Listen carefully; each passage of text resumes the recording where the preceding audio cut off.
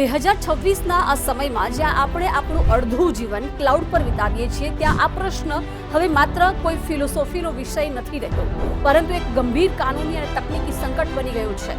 કોઈ વ્યક્તિના અવસાન પછી તેના પાસવર્ડનું શું થશે? શું પરિવારને તેમના બેંક ખાતાઓની સાથે તેમના સોશિયલ મીડિયા એકાઉન્ટ્સનો પણ એક્સેસ મળી શકશે? આ જ મૂંઝવણને ઉકેલવા માટે ભારત સરકાર હવે ડિજિટલ લીગલ હિયર એટલે કે ડિજિટલ કાયદાકીય વારસદાર માટે નવા દિશા નિર્દેશો લઈને આવી રહી છે. શું છે આ ડિજિટલ વિલ? સમજીશું આજના જાણવા જેવુંમાં. નમસ્કાર, આપની સાથે હું છું જિજ્ઞાસા. શું તમે ક્યારેય એ વિચાર્યું છે કે તમારી જેબમાં 24 કલાક રહેતા તમારા મોબાઈલ ફોનનું શું થશે?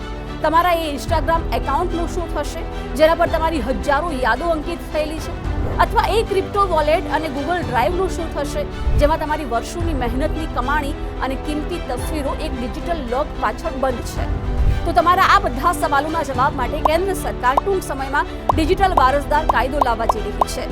આ નિયમ હેઠળ વ્યક્તિના મૃત્યુ બાદ તેના સોશિયલ મીડિયા એકાઉન્ટ્સ, ક્રિપ્ટો અને ડિજિટલ ડેટા તેના પરિવારને કાયદેસર રીતે સોંપી શકાશે.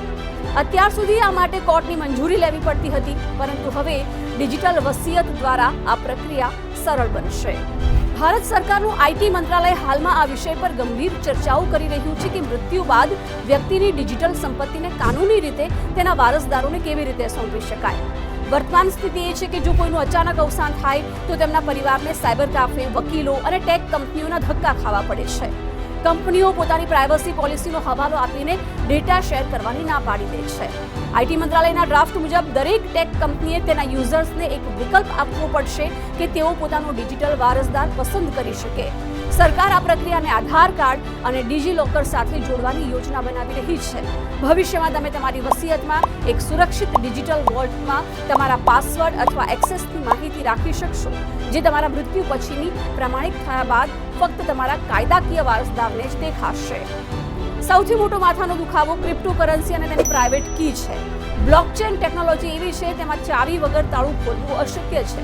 જો તમે તમારા પરિવારને આ વિશે જાણ ન કરી હોય તો તે સંપત્તિ દુનિયાની કોઈ સરકાર પણ રિકવર કરી શકતી નથી. તેથી જ સરકાર હવે ક્રિપ્ટો એક્સચેન્જ પ્લેટફોર્મ પર પણ નોમિનેશનની પ્રક્રિયા બેંકની જેમ જ સખત બનાવવાની તૈયારી કરી રહી છે. તો આજના જાણવા જેવું અત્યારે બસ આટલું જ. રજા આપશો. નમસ્કાર.